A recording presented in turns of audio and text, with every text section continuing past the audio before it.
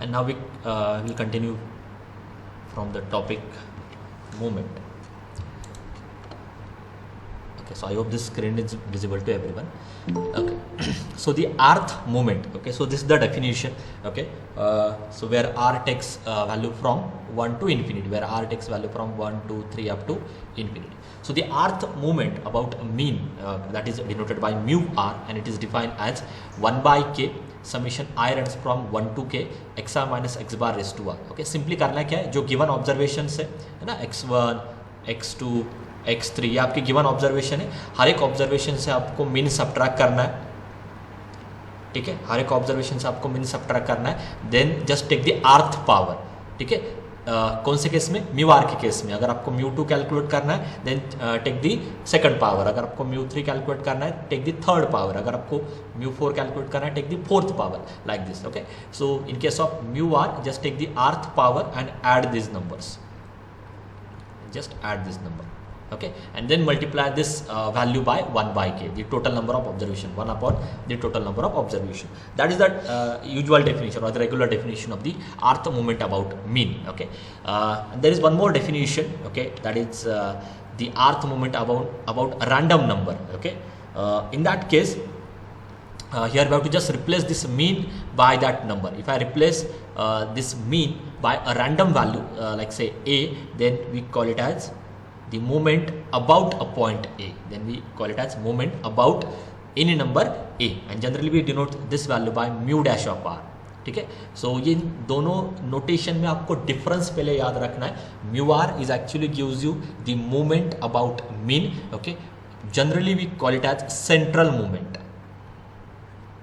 Generally we call it as central movements. ठीक है, and the movements about any other point or point other than mean, that is denoted by mu dash of r, and there is some relation between this mu r and mu dash of r. Okay, so let me give you that relation first. उसके ऊपर बहुत सारे MCQs है. So the definition is almost similar. Just replace this x bar by capital A, where A is any number, any other number, and the relation between this mu r and mu dash of r is this. ठीक है, so at the end we have to remember only first 4 moments. Okay, या किसी भी cases किसी भी question में आपको ज़्यादा से ज़्यादा फर्स्ट 4 मोमेंट्स का ही कैलकुलेशन करना है, उसके आगे आपको सिलेबस में नहीं है. ठीक है, कहीं पे म्यू 5 म्यू 6 ये कैलकुलेशन आपको कहीं पे भी नहीं आने वाला. Just tick to the mu 2 up to sorry from mu 1 to mu 4. Okay, so in general this mu 1 is always 0. I think in last lecture I have explained that. Okay, so in general this mu 1 is always 0. This is the central moment. This mu 2 can be calculated using the formula mu 2 dash minus mu 1 dash whole square. Okay, so you have to remember this formula. इसके ऊपर भी बहुत सारे MCQs रहेंगे. Means MCQs means what, आपको mu 2 dash की value given होगी, आपके पास mu 1 dash की वैल्यू गिवन होगी, and from that you have to just calculate the value of mu 2 second central moment. Correct, mu 3 is what, mu 3 dash minus 3 mu 1 dash mu 2 dash plus 2 mu 1 dash raised to 3. Okay, mu 4 is what, mu 4 dash minus 4 mu 1 dash mu 3 dash plus 6 mu 1 dash square into mu 2 dash minus 3 mu 1 dash raised to 4. Okay, so it takes time, initially it takes time to remember all these formulas, but आप किसी एक logic से याद रखो या किसी trick से याद रखो, सो दैट कि कहीं पे मिस्टेक नहीं होगी या कहीं पे साइन में नंबर में वो मिस्टेक नहीं होनी चाहिए, अदरवाइज आपका आंसर वो मैच नहीं करेंगे. ठीक है, so this is all about the moment. Why we need this moment, because using moment now we can identify the nature of the given data. Okay, whether that data is distributed normally, whether that data is distributed, say whether the graph is, say graph has high peak. Okay, whether that graph has whether that graph is, say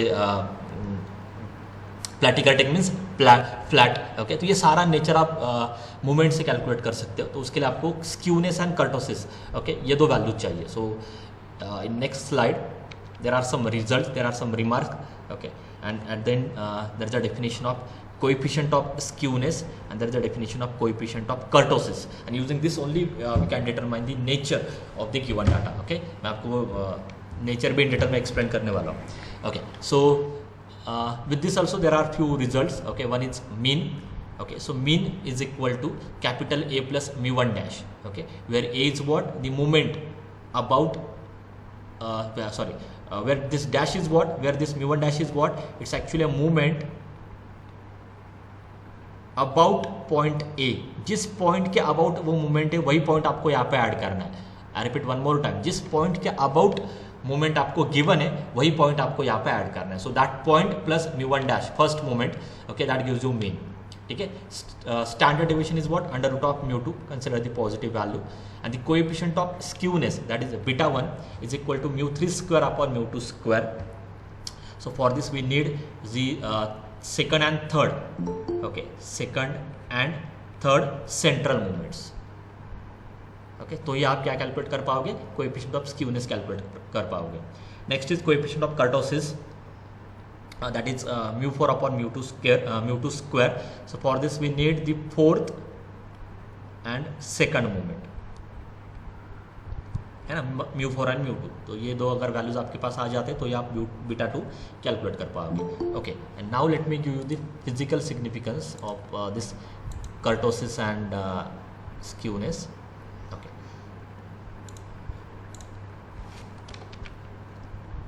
so this I will skip now.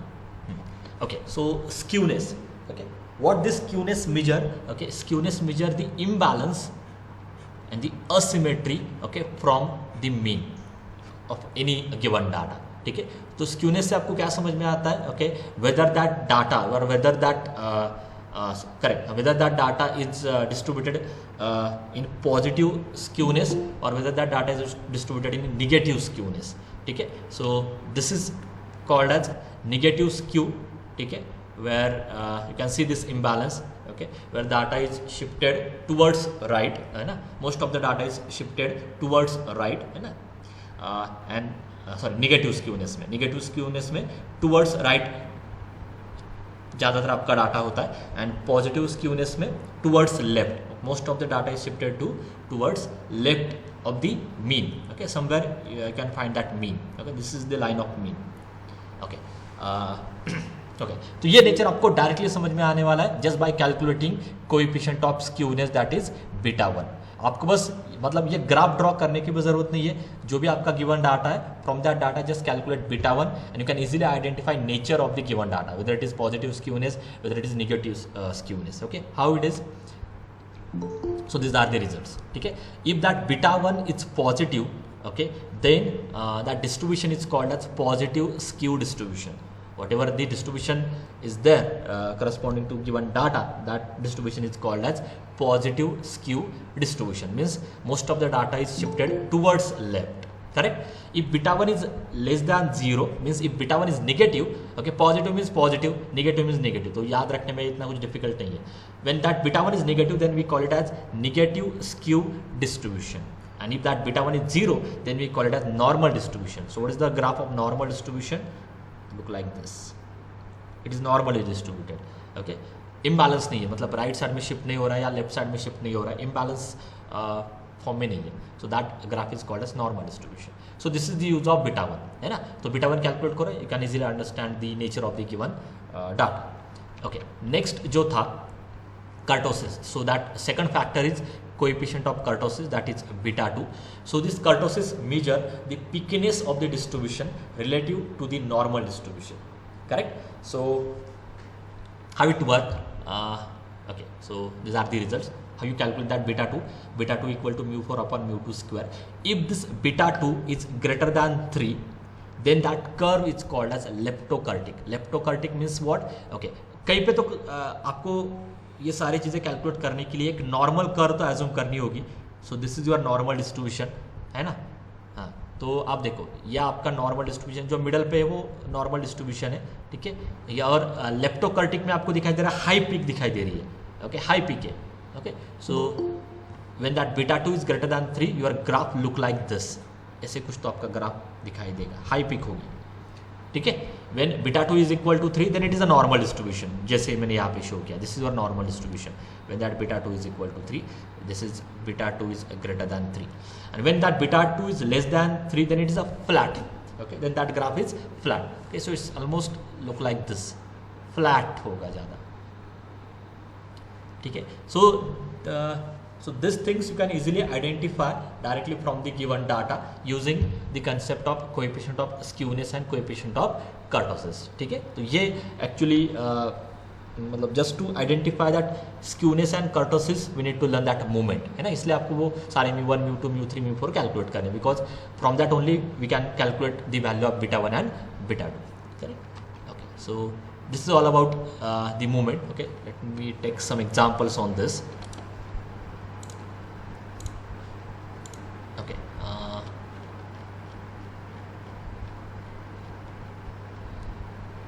yeah, so so the first example, for a distribution coefficient of kurtosis β2, है ना, is equal to 3.9. so here what is given, oh sorry, just give me 1 minute, अभी इसको close करके on करता हूँ.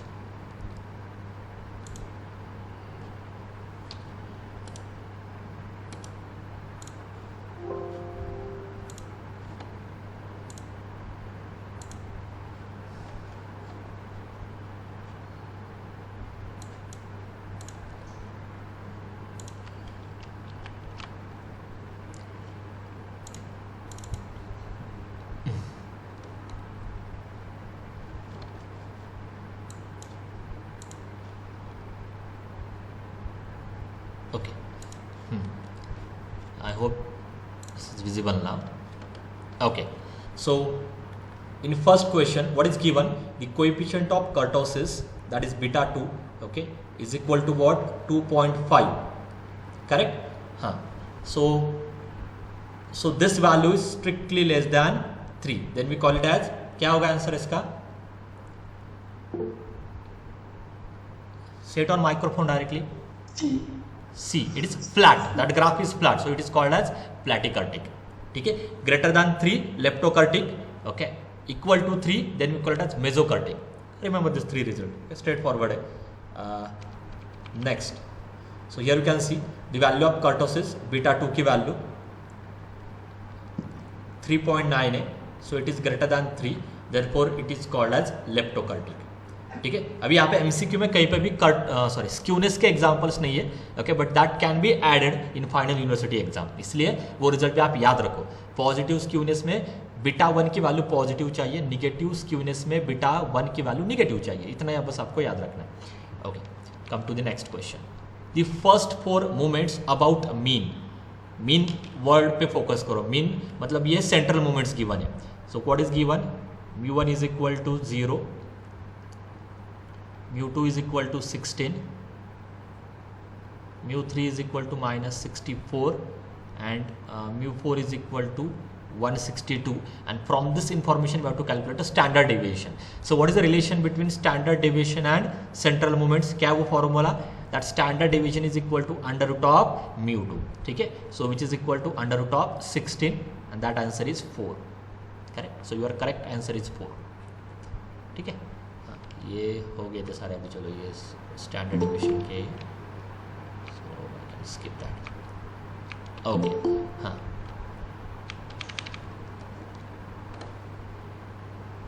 Okay, please tell me if anyone is in waiting room.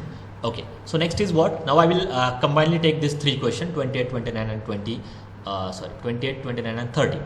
So first question क्या है? So let me start with the question number 28.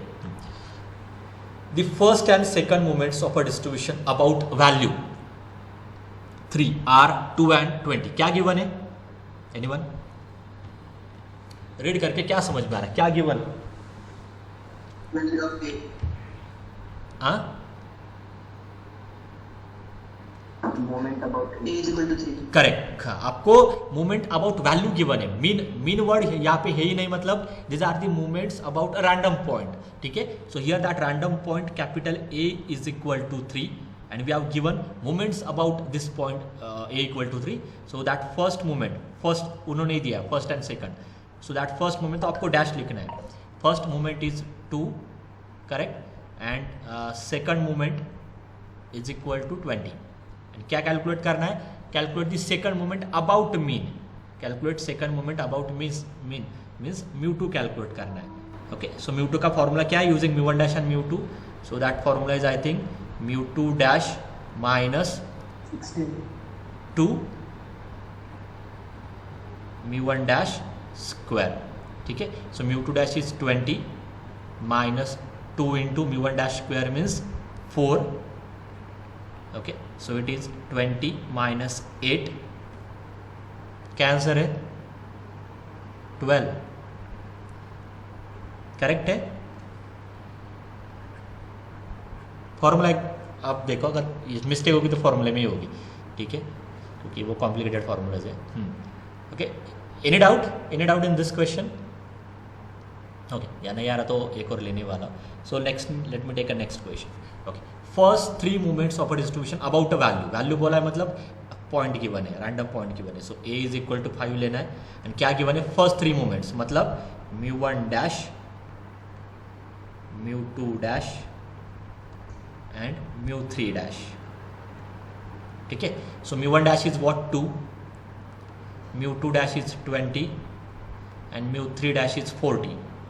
ठीक है, हाँ. Third movement about mean, mu3 का फॉर्मूला चाहिए. क्या है बोलो, जितना मुझे याद है मैं लिख लेता हूँ. mu3 डैश माइनस क्या है यहाँ पे? यस,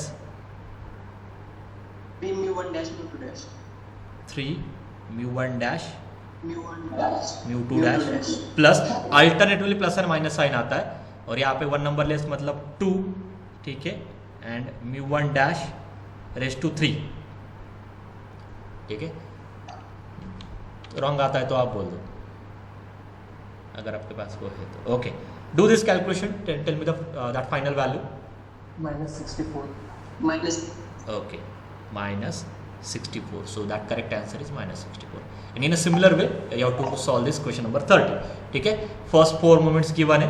ओके, तो आप देखो लेवल इंक्रीज हो रही है, एक लेवल 1 का, एक लेवल 2 का, एक लेवल 3 का. ठीक है, उस हिसाब से बस आपको कैलकुलेशन करना है. यहाँ पे mu1 डैश गिवन है, mu2 डैश गिवन है, mu3 डैश गिवन है, mu4 डैश गिवन है. आपको फोर्थ मोमेंट कैलकुलेट करना है, तो mu4 का फॉर्मूला आप याद रखो. Okay, what is the formula for mu4? mu4 dash minus 4 mu1 dash mu3 dash plus 6 mu1 dash square mu2 dash minus 3 mu1 dash raised to 4. किसने किया ये? सर mu2 चा फॉर्मूला चुकलेला आहे, 16 आन्सर पाहिजे. हाँ सॉरी, वो 2 नहीं है ना, करेक्ट ना, 1 नंबर लेस. 2 minus 1 यहाँ पे कोएफिशिएंट आता है लास्ट में. ठीक है, so it is 2 square, so it is 4, then it becomes 16. ठीक है, मैंने कैसे याद रखा है ये? लास्ट का जो नंबर है ना 4 है तो यहाँ पे -3 आता है, 3 है तो यहाँ पे 2 आता है, और 2 है तो यहाँ पे 1 आता है. ठीक है, आप अपने हिसाब से याद रखो, बिकॉज आई एम ऑल्सो, क्योंकि मैं डायरेक्टली कोई चीज़ याद नहीं रख पाता without any logic. Okay, can anyone do the calculation for question number 30? I will write that formula here. किसने किया है ये? mu4 का फॉर्मूला ये पे लिख लेता हूँ, write in another color. बोलो क्या है mu4 का formula? mu4 is equal to mu4 dash minus 4 mu1 mu3 4 mu1 dash mu3 dash, I think plus 6 से mu1 डैश का स्क्वायर होगा, यहाँ पे mu2 डैश होगा, now minus 3 mu1 raised to 4. 3 mu1 dash raise to 4. Okay, so just do this. अभी ये formula आप अच्छे से प्रिपेयर करो, डायरेक्टली कैलकुलेशन में कैलकुलेट करो, no need to write on page also. क्या आ रहा है? 162. ओके, ठीक है, तो आप ये ट्राई करो. मैंने 30 का सोल्यूशन नहीं दिया. ठीक है, next is what? The first and second moment of a distribution about the value 2 and 1 are 16. Okay, क्या गिवन है? The first and second moment of a distribution about the value 2 and 1. About value 2 r. Okay, so here a is equal to 2, mu1 dash is equal to 1, mu2 dash is equal to 16, and calculate the variance. What is the relation between variance and standard deviation? हाँ, Square of standard deviation. so variance is equal to square of the standard deviation. And what is standard deviation here? It is under root of mu2, है ना. तो sigma square क्या आ जाएगा directly mu2. So at then variance is equal to mu2. तो mu2 की value क्या है? mu2 की वैल्यू क्या है? Is this 16? अभी ये ट्रिक करके इसको 16 क्या करता हो ना तो मैं आप 100% टिक करोगे, कुछ ना कुछ स्टूडेंट तो 100% टिक करेंगे. Is this 16? बिकॉज ये डैश है, ये आपको चाहिए mu2, सेंट्रल मोमेंट है ये, this is not a dash. तो फॉर्मूला क्या है इसका? mu2 का फॉर्मूला क्या है? mu2 dash minus mu1 dash square. And what is mu2 dash? 16 minus mu1 dash is 1 square, that will be 15. ठीक है, सो 15 आपका आंसर होगा. ओके, तो ये डैश विदाउट डैश ये सारी चीज़ें अभी आपको क्लियरली समझ में आनी चाहिए. हाँ, स्क्वायर रूट वेरिएंस चाहिए ना. Variance is sigma square. Sigma is under root of mu2, so sigma square is just a mu2, but mu2 is what? mu2 dash minus mu1 dash whole square. mu2 dash is 16. Yes? Yes, sir. हाँ, okay. सारे फॉर्मूले oriented question है. Okay, आप याद रखते हो अच्छे से तो ये फिर समझ में आ जाएगा switch. Okay, next is what the second and third moments of a distribution about arithmetic mean. Okay, so यहाँ पे अबाउट मीन गिवन है, तो इसका मतलब ये क्या होगा? सेकंड एंड थर्ड mu3 होगा. It is not a dash. mu3 is this and mu4 is minus 64. Coefficient of skewness beta 1 चाहिए. What is the formula for beta 1? I think it is mu3 square upon mu2 cube, ऐसा कुछ तो है. देखते हैं wrong आता है करो. Square is square. mu2 square. हाँ, mu2 square, mu3 square upon mu2 square करो.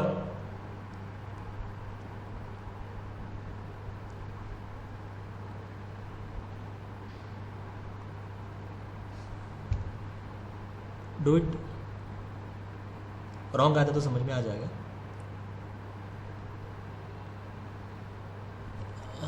नहीं, कुछ तो सेकंड एंड थर्ड है ना. राइटिंग में मिस्टेक हो गई है. ओके, करो जल्दी से, बोलो मुझे क्या है. Yes, mu3 square upon mu2 square 16 क्या है? 16 आ रहा है. ओके, मैच नहीं कर रहा है. Second and third moment of distribution,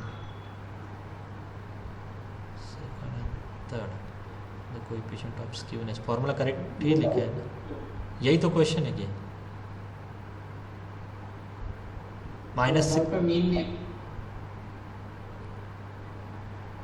हाँ ना, फिर ये क्या आता है कैलकुलेशन? आई थिंक रॉन्ग आ रहा है ये शायद. 16 mu2 स्क्वायर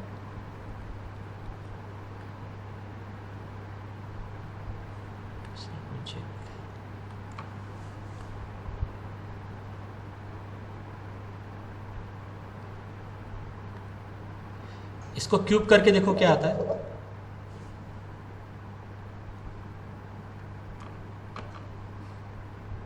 सर क्वेश्चन में mu2 डैश और mu3 डैश नहीं ना, मीन दिया है ना उन्होंने, मीन दिया है अबाउट मीन. हाँ, वो ना रहा सर. क्यूब के बाद बोला था आंसर. हाँ, तो ये क्यूब होगा. Okay, so I need to correct that whole thing in the PPT. ठीक है, क्योंकि मुझे एक इतना लॉजिक याद था कि ये रिवर्स हो जाता है. mu3 स्क्वायर है तो ये 2 क्यूब हो जाता है, मतलब ये 3 2 2 3 ऐसा हो रहा था. ओके, इसका कैलकुलेशन बना आता है. Am I correct? Yes. हाँ, so I will change that formula. I will change that formula in whole PPT also. Okay, so this is the correct formula then. Okay, अच्छा हुआ यहीं पे मिल गया, नहीं तो आप रॉन्ग लेके जाते. ठीक है, So mu3 square upon mu2 cube. This is the correct formula. I think in PPT everywhere I consider here square. Okay, so I will change that, no problem. And that value is 1. ठीक है.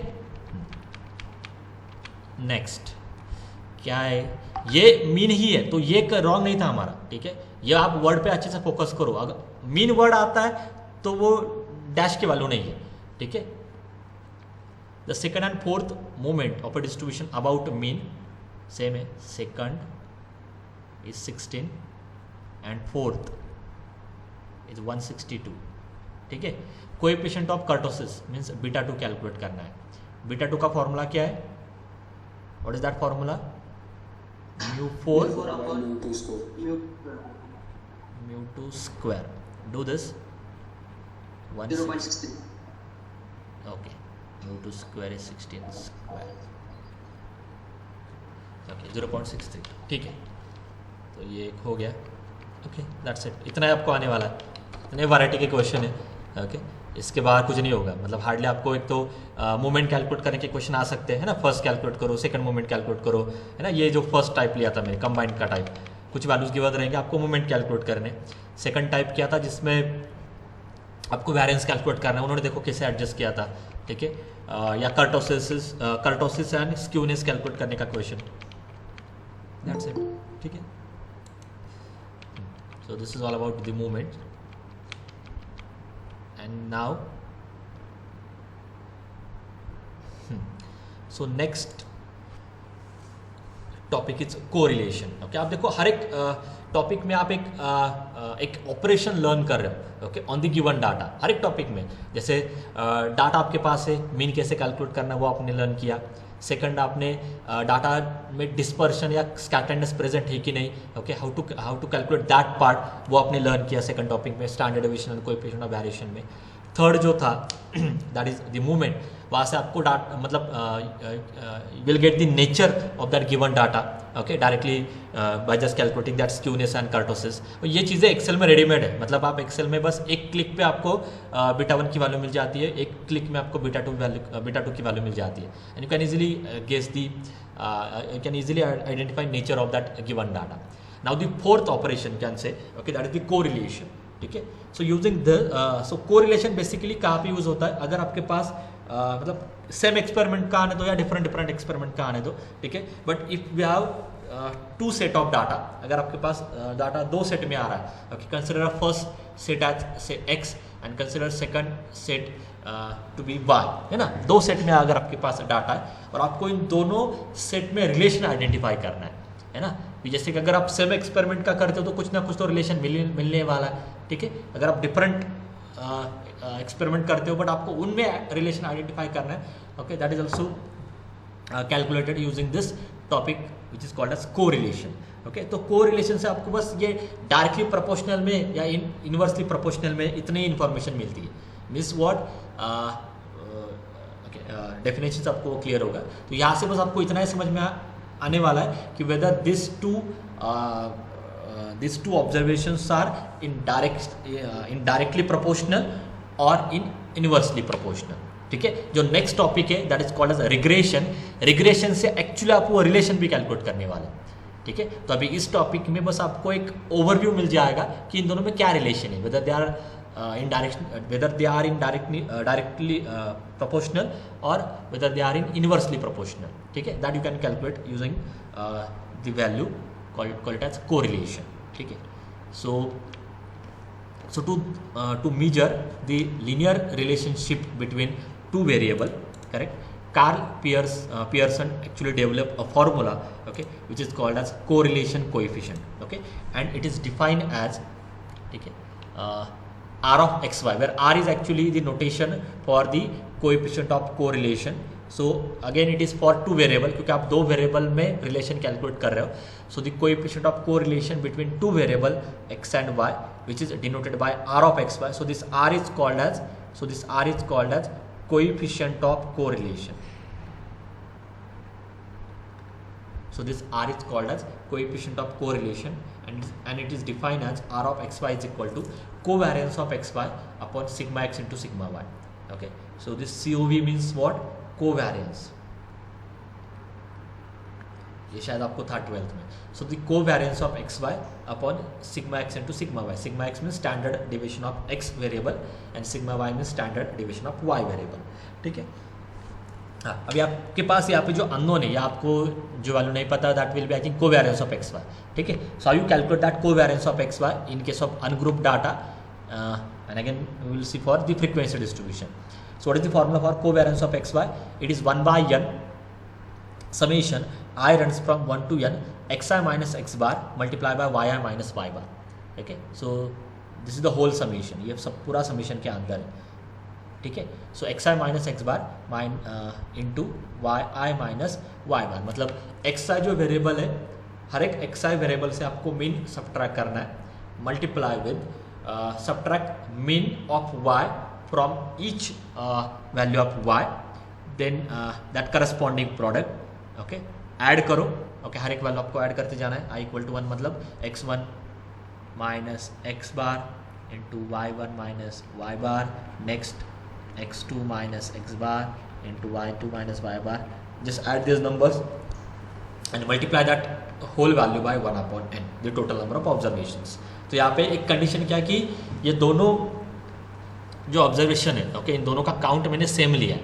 ठीक है, different count नहीं है.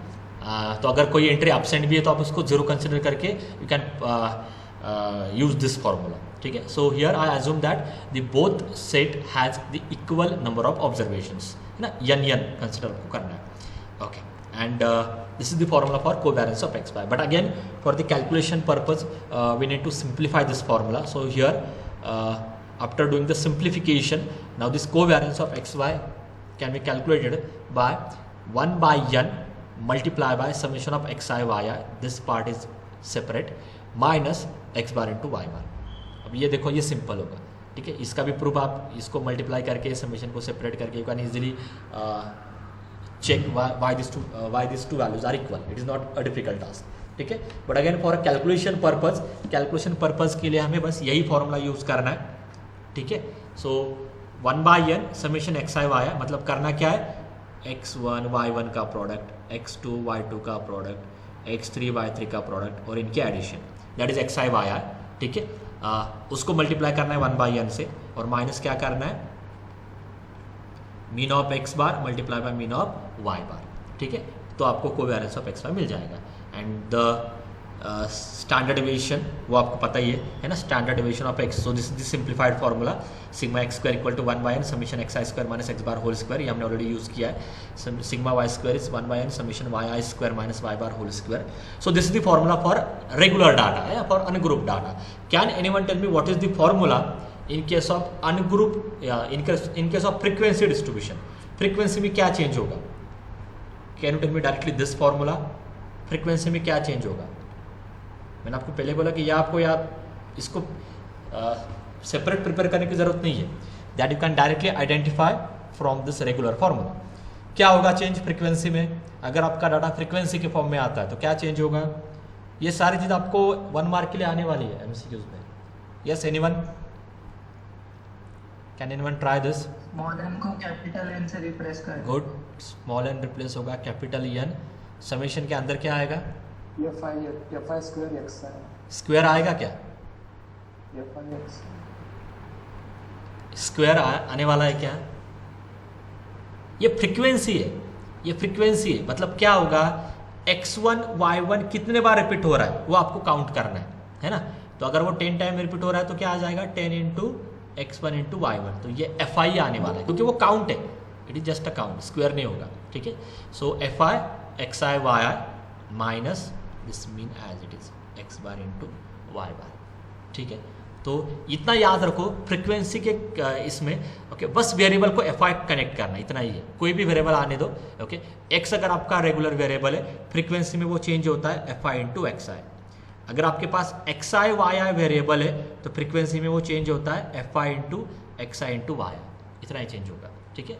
and the x bar y bar as it is. But in this case, in frequency distribution, the formula for x bar is what? Summation of fi xi divided by summation of fi. तो ये change होता है frequency में. ठीक है. So I will just show you that formulas.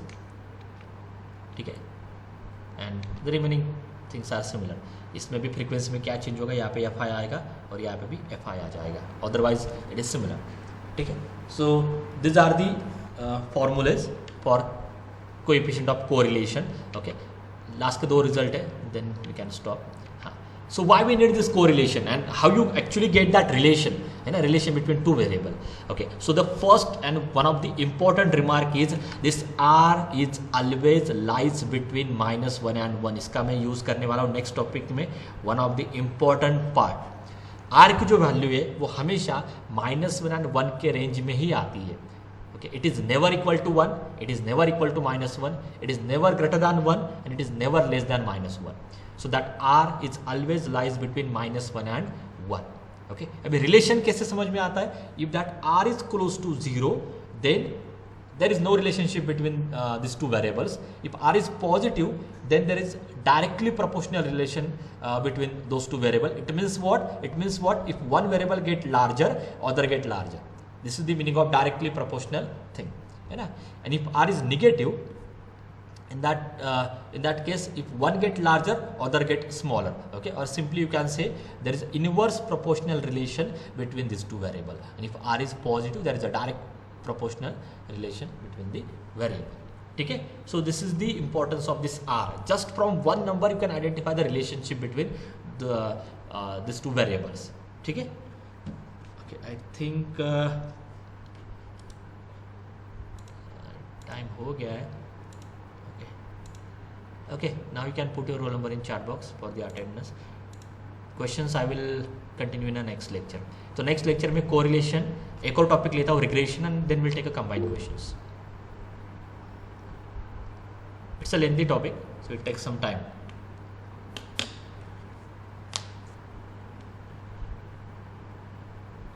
Any doubt from your side? You can ask me directly. Sir, I am from B division. हाँ, बोल. I have joined the lecture of A division. So what should I do? I am also ready. हां, आता काय करा, त्या लिंकवर या. ही link close करा, मी चालूच ठेवतोय. ही लिंक क्लोज करा आणि आपल्या हां, तुमच्या रेग्युलर जी लिंक आहे त्या लिंकवर या, तिथे रोल नंबर पुट करा चॅट बॉक्समध्ये, काय प्रॉब्लेम नाही. Okay, sir. After the join म्हणते सर. काय करा ना, क्लिक join होत. हां सर. करा की क्लिक, येईल ना माझ्याकडे नोटिफिकेशन येईल.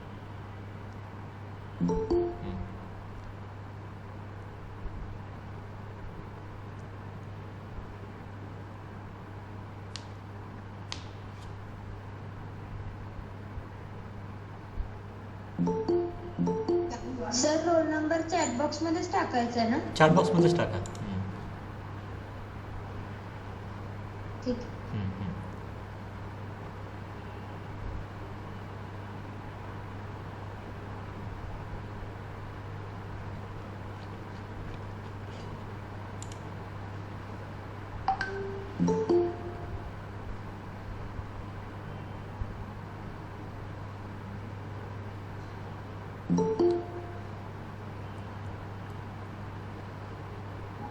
हॅलो सर, जे आता आणि कालचे लेक्चर्स होते ते तुम्ही गुगल क्लासवर काही टाकले? काय हां नाही टाकले, नाही टाकले अजून. आता टाकतो, आज अपलोड करतो, दोन्ही पण अपलोड करतो. हां, चालेल.